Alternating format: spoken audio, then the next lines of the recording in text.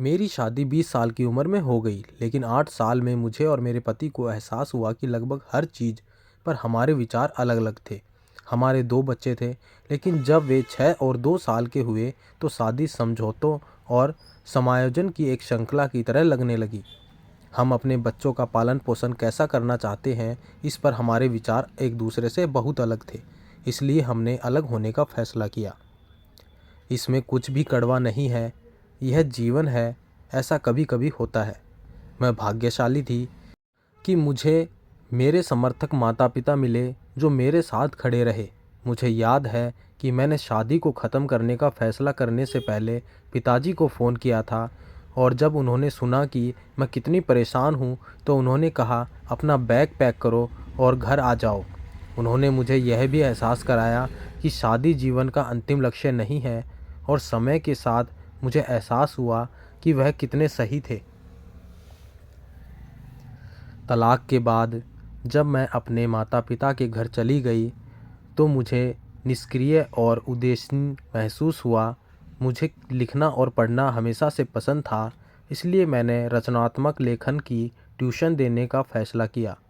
इसलिए एक दिन जब मेरा बेटा केवल 8 वर्ष का था, हमने ट्यूशन के लिए पर्चे बनाए और उन्हें अपने आस-पड़ोस में वितरित किया।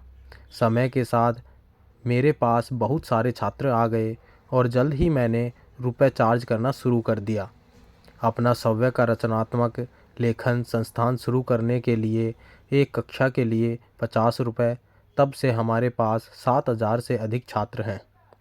मेरे तलाक को 19 साल हो गए हैं, लेकिन मैं अब तक सबसे ज़्यादा खुश हूँ। पिछले साल ही मैंने हमारे लिए एक घर खरीदा था और यह हमारा अपना छोटा सा स्वर्ग है।